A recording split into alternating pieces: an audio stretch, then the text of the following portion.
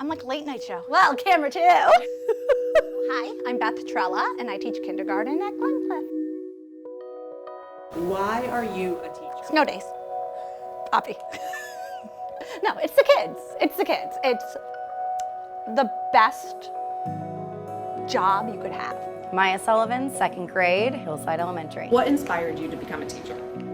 So when I was in 2nd grade, I just loved the whole surrounding of the classroom. I loved how everything was labeled. I loved the chalkboard. I loved everything about the school supplies.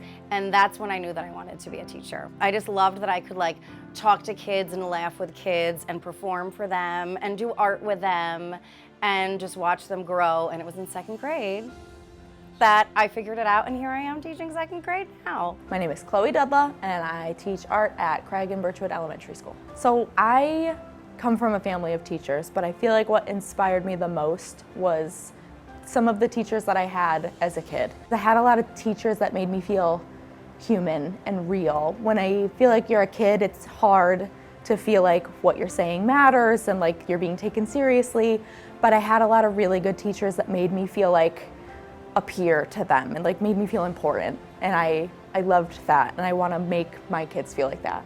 Hi, I'm Nicole Evans. I teach science and math at Van Antwerp Middle School at the 6th grade level. I was actually inspired most to be a teacher when I was 17 years old, when I started working at the YMCA after school program, and up until that point I was certain that I was going to be a cartoon voice.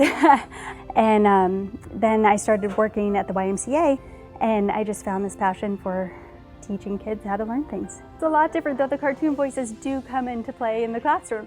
I'm Phil Pandori. I teach jazz band and concert band at the middle and high schools here in Niskayuna. Playing the trombone inspired me to be a music teacher. I had a tremendous private instructor when I was in elementary and middle school, and in 7th grade we had to do a project, what do you want to be when you grow up? And I thought where most of my joy came from, and it was from the trombone, and from 7th grade on, I knew I wanted to be a band teacher.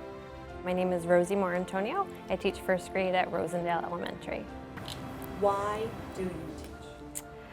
Well, first, I love teaching because I love spending time with kids. They're funny, they're inquisitive, they're caring, they're eager. I have tons of stories. I laugh a lot during the day.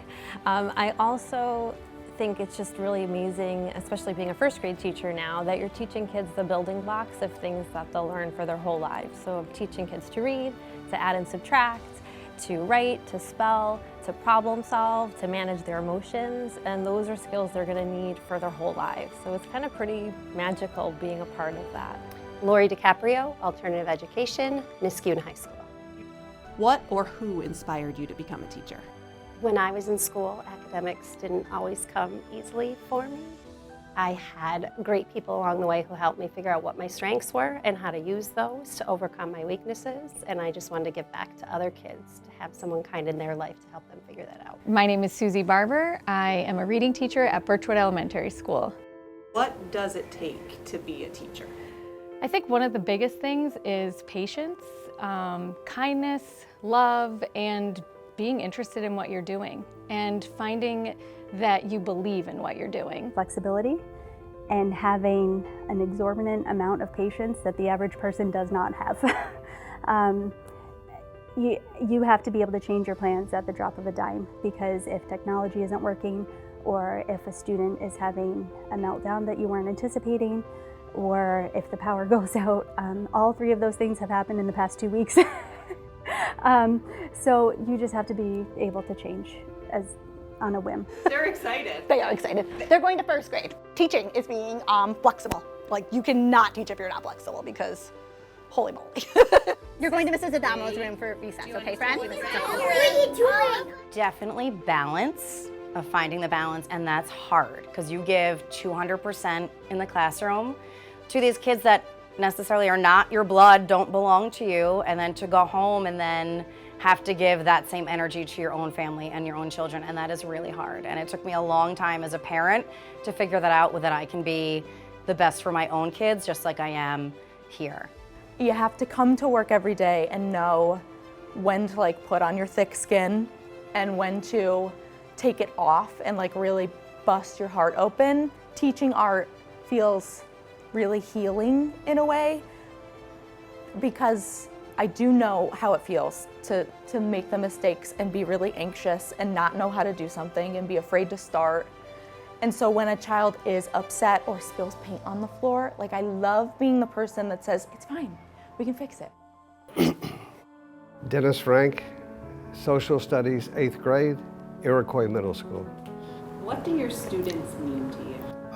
On most days, not all days, but on most days, I feel very lucky to come to school and be with 14-year-olds. When I tell that to my friends and acquaintances, they think I'm completely crazy. But they don't know what a middle school life is all about. What have you learned about a middle school life? It changes every day, every hour. And that's part of the fun of it. What do they mean to me? I gotta think about this one for a second because there are so many answers. They are the reason behind why I teach. They are the reason why I continue to learn myself, because I want to have the best information, the best skills, the best strategies to be able to show them how to build their toolbox. What difference are teachers and Niskayuna teachers making?